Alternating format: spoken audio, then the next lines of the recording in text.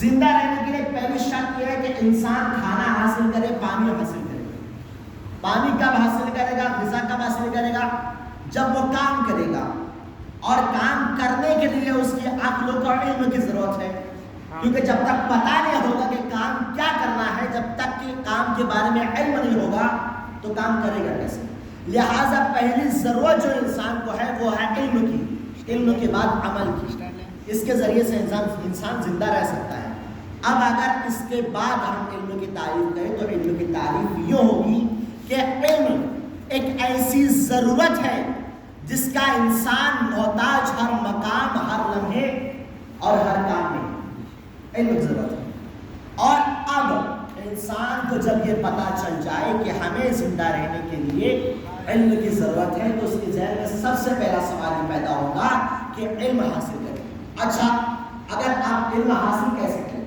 اب اگر انسان کو اس بات کا ہو جائے کہ ہم کو زندہ رہنے کے لیے کھانا حاصل کرنا پڑے گا، پانی حاصل کرنا پڑے گا۔ انسان کھانے کے بغیر تو زندہ رہ سکتا ہے لیکن پانی کے بغیر زندہ نہیں رہ سکتا، یہ بات آپ کے ذہن میں محفوظ ہے۔ تو پہلا سوال اس کے ذہن میں موجود، یہ پہلا سوال یہ آئے گا کہ بھیا پانی کہاں سے حاصل کیا جائے؟ تو عجب نہیں کہ افسر بڑھ کے جواب دے، پانی حاصل کرنے کے لیے آپ کو سمندر تک جانا پڑے گا، یعنی شدت پیاس کو بجھانے کے لیے آپ کو سمندر تک جانا پڑے گا۔ اسی طرح سے انسان کی شدت، انسان کی علم کی پیاس کو دور کرنے کے لیے انسان کو علم کے سمندر تک جانا پڑے گا۔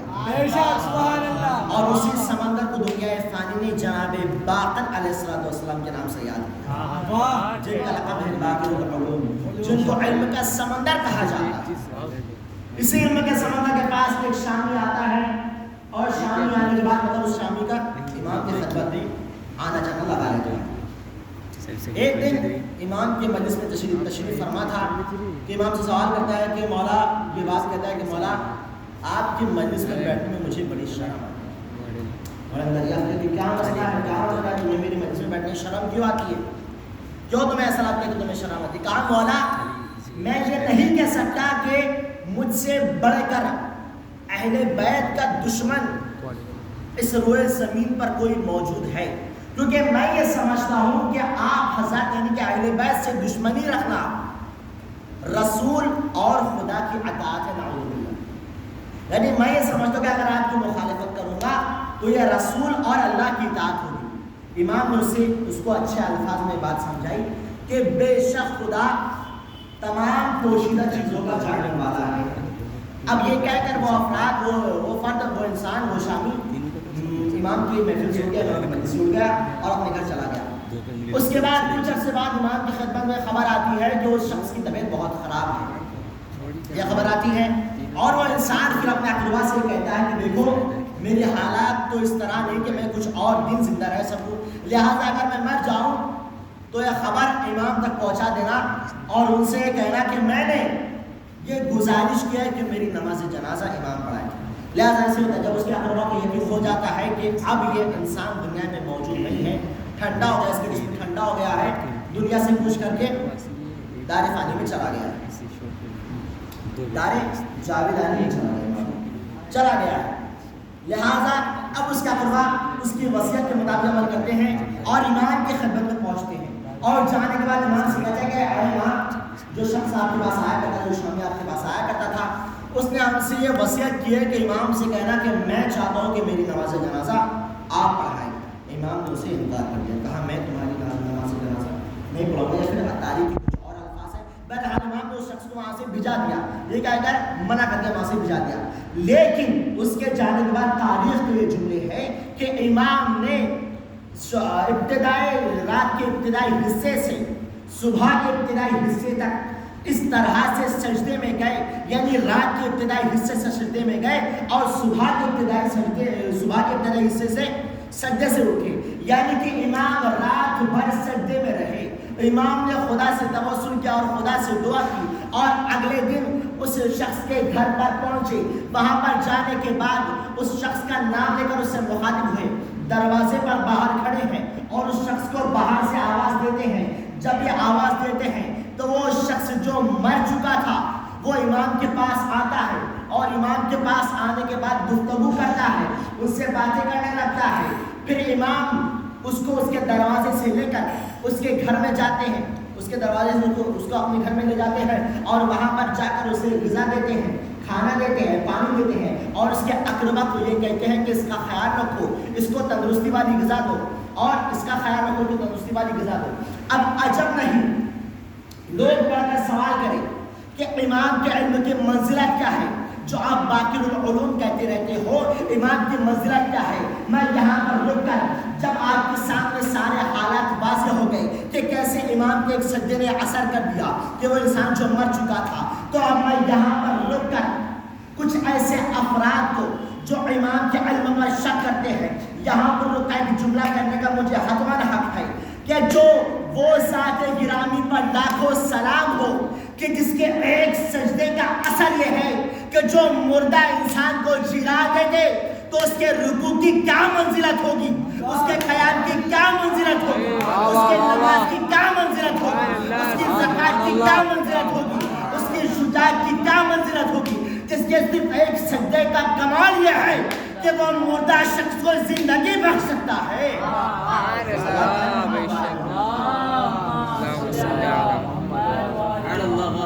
جس کے صرف ایک سجدے کی منزلت اور کمال یہ ہے کہ وہ ایک مردہ ذات کو زندہ کر سکتا ہے، تو اس کے رکوع کا کیا کہنا، اس کے سجود کا کیا کہنا، اس کے قیام کا کیا کہنا، اس کے ذکر کا کیا کہنا، اس کی زکات کا کیا کہنا، اس کی شجاعت کا کیا کہنا، اس کے علم اور حلم کا کیا کہنا۔ بہرحال وہ شخص زندہ ہو گیا اور اس کے بعد فوراً امام پر ایمان لے آیا اور مسلمان۔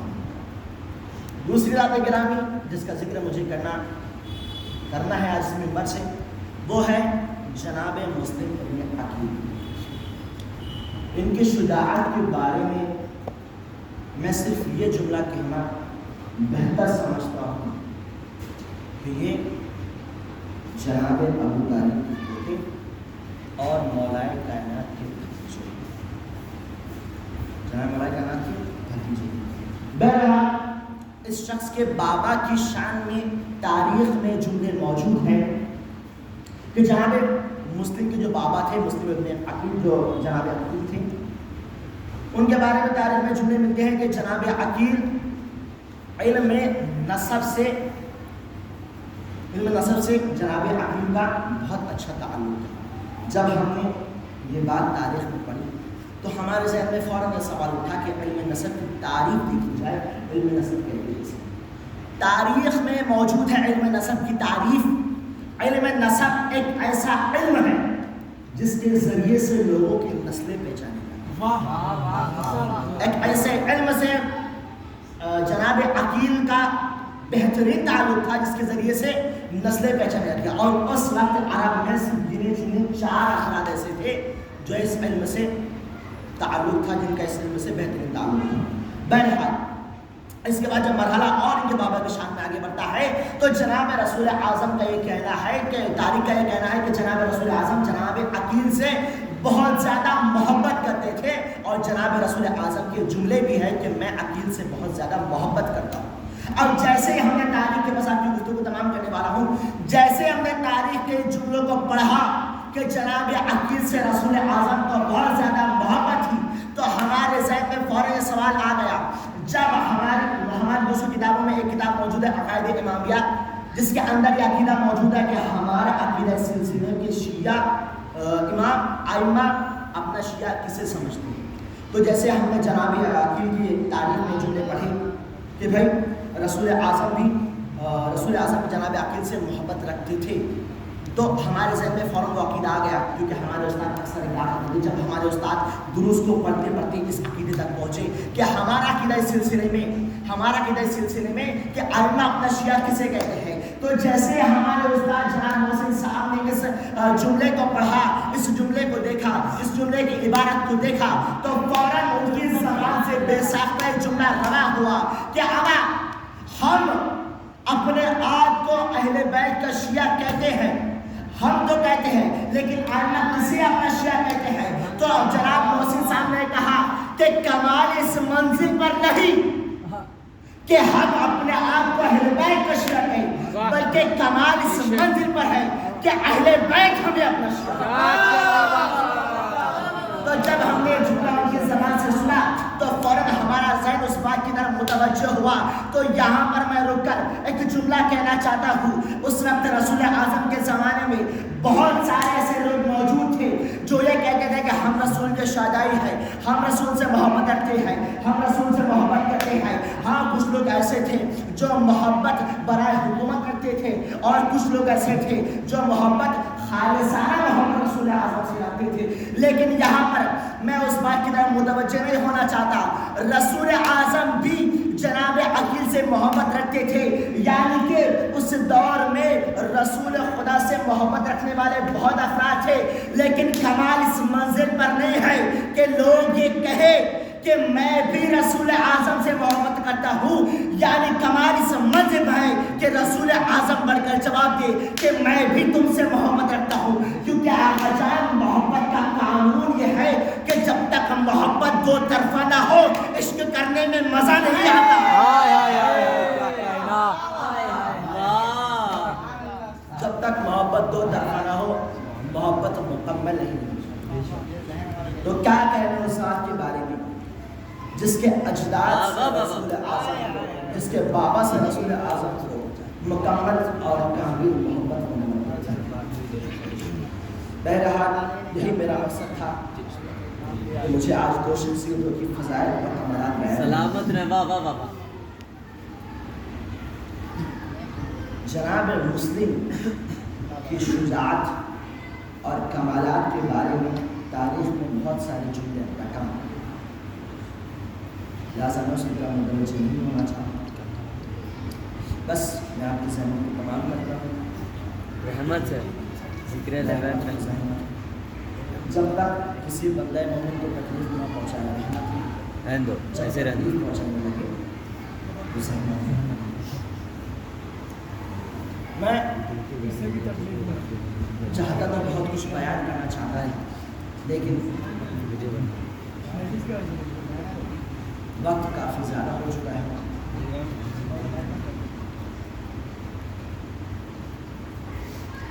کربلا کی جنگ کا یہ پہلا شہید اور ایسا مظلوم شہید جس کی مظلومیت اس طرح ہے کہ ایک انجان شہر ہے, اور جب مدینے سے چلا تھا تو اکیلا نہیں چلا تھا, دو بچوں کو ساتھ لے کر چلا تھا. ایک مرتبہ وقت یہ ہوتا ہے کہ آپ اگر وطن سے نکلے ہیں اور آپ کو اس بات کا علم ہو کہ مجھے کسی الگ جگہ پر شہید کر دیا جائے گا, اور آپ کے ساتھ آپ کے بچے بھی ہوں, بچے آپ کے ساتھ شہید ہو جائے, اس پر آپ کو اطمینان ہوتا ہے, اتنا درد نہیں ہوتا. شہادت کا درد الگ ہے, لیکن اتنا درد اس وقت نہیں ہوتا جب بچے آپ کے ساتھ ہو اور آپ کے ساتھ شہید ہو جائے. لیکن اللہ اکبر, درد کی منزل اس وقت بڑھ جاتی ہے جب آپ غریب الوطنی میں ہوں اور آپ کے ساتھ آپ کے دو بچے چلے ہوں, لیکن شہادت سے پہلے آپ کے دونوں بچے آپ سے جدا ہو جائیں. پہلے اس بات کا درد آپ کو کھایا جاتا ہے کہ نہ جانے میرے بچے کس حال میں ہوں گے. ایک باپ کی محبت یہ ہوتی ہے کہ اگر اس سے بچوں کا تھوڑا بھی فاصلہ ہو جائے تو بے حد تڑپنے لگتا ہے, دل درد کے عالم میں ڈوب جاتا ہے. لیکن اللہ اکبر, جناب مسلم کی مظلومیت پر سلام ہو, دونوں بچے اس غریب الوطنی میں بچھڑ گئے ہیں اور اس بات کا علم بھی نہیں ہے کہ کس عالم میں ہے, کھانا کھایا ہوگا یا نہیں کھایا ہوگا, پیاسے ہوں گے, پانی ملا ہوگا یا نہیں ملا ہوگا, نہ جانے کس عالم میں ہے. اور اوپر سے کوفے والے اس دشمنی پر اتر آئے ہیں اور بغاوت کرنی ہے جہاں پر لاکھوں کا لشکر جناب مسلم کو نظر آ رہا تھا. لیکن ایک وقت فجر کی نماز پڑھتے ہیں اور نماز کے بعد جب یہ عالم دیکھتے ہیں کہ جب ابھی تک میرے پیچھے لاکھوں کا مجمع روا تھا لیکن اب صرف گنے چنے افراد میرے پیچھے موجود ہے, جناب مسلم مسجد سے نکلتے ہیں اور مسجد سے نکلنے کے بعد کوفے کی گلیوں میں جانے لگتی ہے. اب جو پیچھے گنے چنے افراد موجود تھے وہ بھی ایک ایک کر کے کم ہونے لگتے ہیں. ہار باب آزاد, اب وقت وہ آتا ہے جب میرا مولا مسلم ایک غریب اور غربت کے عالم میں کوفے کی گلیوں میں بھٹکتے بھٹکتے ایک در پر آ کر بیٹھ جاتا ہے. اس در کی خاتون اپنا دروازہ جب کھولتی ہے, جب وہ خاتون باہر آتی ہے تو جناب مسلم سے ایک جملہ کہنے لگتی ہے, اے مسافر کیا تجھے اس بات کی خبر نہیں کہ کوفے کے حالات بہت بدتر ہو گئے ہیں, تو اپنے گھر چلا جا ورنہ تیری خیر نہیں. اب وہ یہ خاتون یہ جملے کہہ کر دروازہ بند کر لیتی ہے, لیکن ہاں جناب مسلم وہیں بیٹھے رہتے ہیں. دوبارہ جب وہ خاتون باہر آتی ہے تو کیا کہتی ہے, پھر سے وہی مسافر تشریف فرما ہے. اب وہ مسافر سے مخاطب ہو کر یہ کہتی ہے کہ اے مسافر کیا تم نے میری بات نہیں سنی, کوفے کے حالت بہت بدتر ہو چکے ہیں. اگر نہیں جناب مسلم بڑھ کر جواب دے, اے خاتون وہ مسافر کہاں جائے جس کا اس شہر میں کوئی گھر نہ ہو, جس کا کوئی در نہ ہو, جس کا کوئی رکھوالا نہ ہو. عجب نہیں جناب مسلم نے اس عورت سے کہا ہو. جب جناب مسلم سے اس عورت نے پوچھا ہے کہ تم کہاں کے رہنے والے ہو, تم کس جگہ کے رہنے والے ہو, تو جناب مسلم نے کہا کہ میں مدینے کا رہنے والا ہوں. مدینے میں کہا کس جگہ کے رہنے والے ہو, جناب مسلم نے کہا کہ میں محلہ بنی ہاشم کا رہنے والا ہوں. جیسے ہی جناب مسلم کا محلہ بنی ہاشم کا تعلق بتا رہا تھا کہ اس خاتون کا دل تڑپ گیا, چونکہ مومنہ تھی. کہنے لگے کیا اس محلے کے رہنے والے ہو جہاں پر میرا مولا علی رہتا ہے؟ کہا ہاں میں اس محلے کا رہنے والا ہوں. کہا تمہارا نام کیا ہے؟ کہا میرا نام مسلم ہے. جیسے ہی نام مسلم کا سننا تھا اس مومنہ کا دل تڑپ گیا. فوراً جناب مسلم کو اپنے گھر میں لے لی اور وہاں ان کو پناہ دی, کھانے کے لیے غذا کو مہیا کیا, پینے کے لیے پانی کو مہیا کیا. اب تھوڑا وقت گزرتا ہے, تھوڑا عرصہ گزرتا ہے تو جناب مسلم کے کانوں میں باہر سے گھوڑوں کی ٹاپوں کی آواز آتی ہے, تلواروں کی جھنکار کی آواز آتی ہے. جناب مسلم جب یہ دیکھتے ہیں تو جناب مسلم چونکہ بنی ہاشم کے شیر تھے, ان کے غربت ان کی غیرت یہ گوارا نہیں کرتی کہ خاتون گھر میں موجود ہو اور میں گھر میں چھپ کر بیٹھا رہوں اور ان فوجیوں کا مقابلہ نہ کروں. جناب مسلم کا ہاتھ معیار پر جاتا ہے, تلوار پر جاتا ہے. ایک مرتبہ خاتون کہتے ہیں کہ اے بنی ہاشم کے شیر, تم اس حالت میں باہر نہ جاؤ, کوفے کے رہنے والے تمہارے خون کے پیاسے ہیں. جناب مسلم نے بڑھ کر جواب دیا, اے خاتون میری غیرت یہ گوارا نہیں کرتی کہ تم گھر میں بیٹھا رہوں اور یہ فوجی گھر میں گھس کر تمہاری عزت کو پامال کر دے. میں کہوں گا مولا آپ کو آج کوفے میں اس بات کا بڑا خیال ہے کہ اس خاتون کی ردا, اس خاتون کی عزت نہ پامال ہونے پائے.